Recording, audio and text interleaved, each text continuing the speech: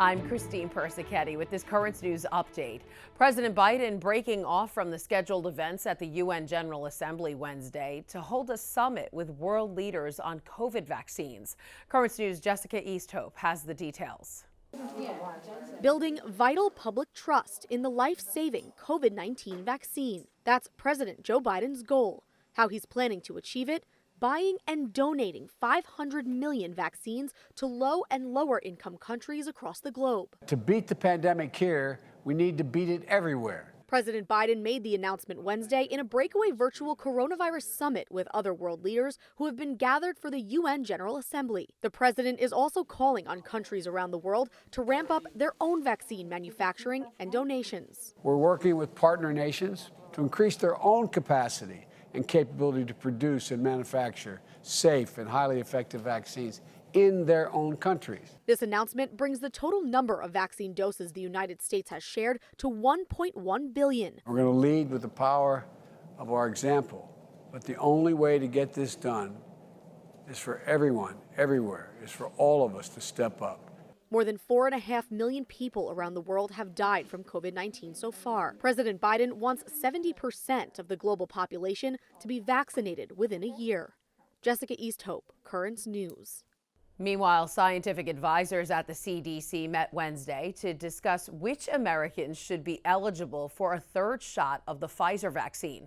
It follows a meeting at the FDA where Pfizer said boosters are effective for anyone over 16.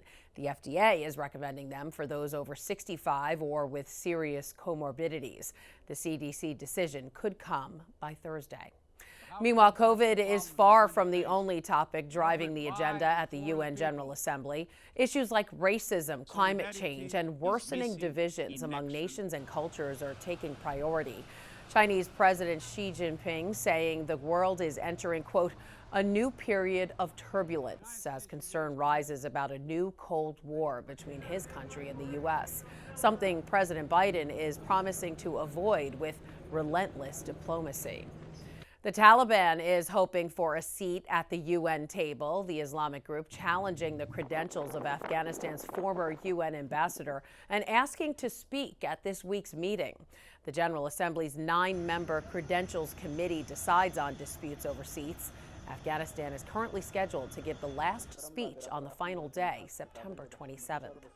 Pope Francis met with 3 refugee families directly impacted by the Taliban. The joyful encounter ahead of his general audience included 7 Afghan children who presented the Pope with some of their drawings. The meeting also included a man whose parents were killed by the Taliban and a Catholic family whose father disappeared due to his Christian identity. Pope Francis prayed with the Afghan families. More than a month after that earthquake devastated Haiti, a top prelate there is speaking out.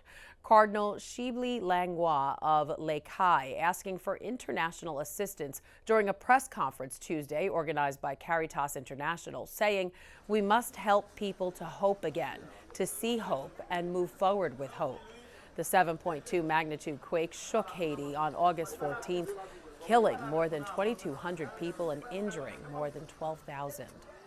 Here in the U.S., dozens of people are still struggling in the aftermath of Tropical Storm Ida. The Bishop of Brooklyn, Nicholas DiMarzio, is calling on the faithful to help. You can make your checks payable to the Compostela Fund of the Archdiocese of Brooklyn. Make sure to write Hurricane Ida 2021 on your check and send it to 310 Prospect Park West, Brooklyn 11215, or you can donate online at cfbq.org/Ida and click on Donate Now. Talk about a sweet idea. 2 Catholic school students in Queens spent their summer vacation running a lemonade stand. But as Emily Drewby reports, Joseph and Connor Kelly created the venture not as a way to make money, but as an opportunity to give back. This summer, many kids were playing video games, going to camps, but the Kelly twins were building tables, spending their days sitting in the hot sun, selling lemonade for a great cause. Now we plop down. Well, we always really wanted to do a lemonade stand. So Joseph and Connor begged their parents to let them open one while on break from St. Joan of Arc School in the Brooklyn Diocese. They said yes. But there was a catch. It would be a meaningful one rather than just a mercenary one. Their dad explains the money will go to charity. The boys picked St. Mary's Hospital for Children in Bayside, Queens, a place the whole family knew very well. Their older sister, Sophie, she's 16 years old, and Sophie was receiving services from St. Mary's for a very long time. She's severely disabled. And then Sophie was actually a resident at St. Mary's for a year. Their dad also now works for them. The twins gave back over $1,200 to a place that gave hope to their family. Now they hope their kindness spreads. Well, I hope that it inspires people to do some good in their community too. The Kelly brothers can go back to school knowing they spent their summer doing something very sweet. In Jackson Heights, Emily Druby, Currents News. That's great. And that is this Currents News update. The newscast will be back to its full length this fall when we move to our new studio. I'm Christine Persichetti. Thank you for joining us because we are putting your faith in the news.